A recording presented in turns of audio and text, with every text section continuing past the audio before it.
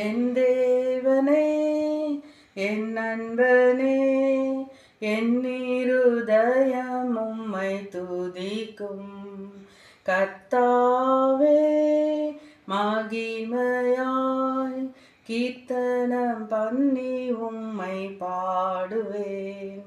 உமது ஆலயத்தின் நேராய் பணிந்து உம்மை ஸ்தோத்தரித்து, உண்மையின் நிமித்தம் கிருபையின் நிமித்தம் உந்தனி நாமத்தை துதிப்பேன். உம் வார்த்தையை என்றும் மகிமைப்படுத்தினீர். உம் நாமத்தை என்றும்